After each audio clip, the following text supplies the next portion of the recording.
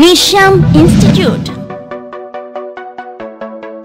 Hi అండి, నా పేరు భూమి అండి. నేను ఇలా శ్యామ్ ఇన్స్టిట్యూట్లో కోచింగ్ తీసుకున్నానండి. నాకు ఇలా ఎస్ఎస్సి జీడీ వచ్చిందండి. నేను శ్యామ్ సార్ నాకు చాలా సపోర్ట్ చేశారండి. గ్రౌండ్ విషయంలో ఎడ్యుకేషన్ పరంగా చాలా సపోర్ట్ చేశారండి.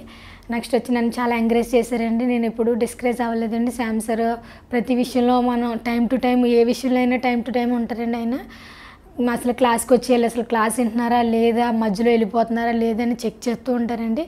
శ్యామ్ సార్ బయట ఉన్న ఎక్కడున్న పిల్లల కోసం ఎక్కువ ఆలోచిస్తారండి.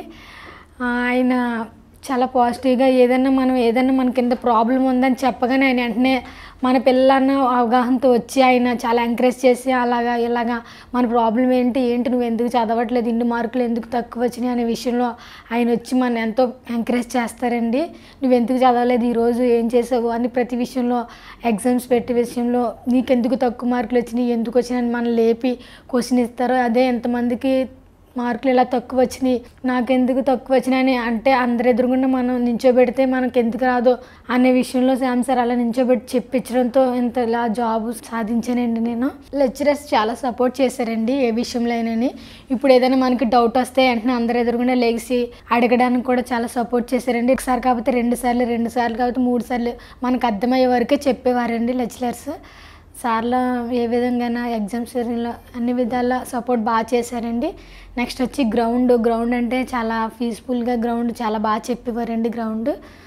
మా డాడీ నాకు చాలా సపోర్ట్ చేశారండి ఏ విషయంలోనని. నేను ఇలా ఇన్స్టిట్యూట్ జాయిన్ అవుతానంటే వెంటనే ఆయన ఇన్స్టిట్యూట్ జాయిన్ చేసి నన్ను ఏ విధంగానే సపోర్ట్ చేసి సాధించాలి, మా అమ్మాయి కూడా గర్వంగా ఉద్యోగం సాధించిందని చెప్పుకోవడానికే నేను జాబ్ సాధించానండి. నా విజయానికి కారణం శ్యామ్ ఇన్స్టిట్యూట్, నా తల్లిదండ్రులు. వాళ్ళకి ఎప్పటికీ రుణపడి ఉంటాను. Thank you everyone. నమస్తే అండి. మాది తూర్పుగోదావరిలో కాకినాడ అండి. మాది మేము చాలా పేదరికంలో ఉండేవాళ్ళం సార్. మాకు 3 అమ్మాయిలు. మా అమ్మాయి బాగా చదివేదండి, డిగ్రీ ఫైనల్ ఇయర్ చదువుతుందండి అమ్మాయి. ఇలాగా శ్యామ్ ఇన్స్టిట్యూట్లో కోచింగ్ తీసుకోవడానికి తీసుకెళ్ళాం సార్. అందరు చెప్తేనే శ్యామ్ గారిని కలిసి చెప్పామండి. ఇలాగ పాపని ఇలాగా కోచింగ్ చేద్దామంటే చేయడం పర్లేదన్నారు. పీజీ అంటే మేము పరిగెట్టలేము సార్, బాగా పేదవాళ్ళు మేము పరిగెట్టలేమంటే ఏం పర్లేదు, 2 టైమ్స్ అన్నా కట్టు, ఏం పర్లేదు 3 టైమ్స్ అన్నా కట్టు, పర్లేదు నువ్వు జాయిన్ చేయి, పర్లేదు మీ అమ్మాయి విజయం సాధిస్తుంది, నువ్వు గర్వపడేలా చేస్తుంది, ఏం పర్లేదు అన్న సపోర్ట్ చేశారండి. అలాగే అమ్మాయి కూడా శ్యామ్ గారు చెప్పినట్టు తెల్లవారుజాము 4 గంటలు లేవడం, గ్రౌండ్కి వెళ్ళడం, ప్రతి విషయంలో కూడా ఎగ్జామ్స్ వచ్చే టైంలో కూడా 10, 11, 12 గంటల వరకు కూడా క్లాసులు జరుగుతూనే ఉండేవి సార్. అంత స్టిక్గానే నేను మళ్ళీ వెంటనే మళ్ళీ పిల్లలు ఎక్కడ ఉందని నేను వచ్చేవాడు. ఇంకా 12, 1 గంట వరకు ఎగ్జామ్స్ వచ్చాయంటే పాపం 1 గంటకి టైమింగ్ అసలు శ్యామ్ సార్ తెలియదు సార్. ఆ టైం వరకు చెప్తేనే ఉండేవారు క్లాసులు. తెల్లవారుజాము 4 గంటలు ఇవ్వడం, గ్రౌండ్కి వెళ్ళడం, అలసిపోయి నేనే అనుకునేవాడినండి, ఏంటి అమ్మాయి ఇలా కష్టపడుతుంది అనుకునేవాడినండి. ఆ శ్యామ్ గారు కృషి వల్ల, ఆ మాస్టర్ల కృషి వల్ల మా అమ్మాయికి జాబ్, సెంట్రల్ గవర్నమెంట్ జాబ్ రావడం నాకు ఎంతో గర్వంగా, నేను చాలా సంతోషపడుతున్నాను సార్. నేను ఇదంతా శ్యామ్ గారికి రుణపడి ఉంటాం సార్. ఇది ఆయన చేసిన సపోర్టే సార్ నాకు. ఆయన చేసి నువ్వు జాయిన్ చేయి, నీకేం పర్లేదు, నువ్వు ఎన్నిసార్లు కట్టినా పర్లేదు అని నాకు ఫుల్ సపోర్ట్ చేశారు.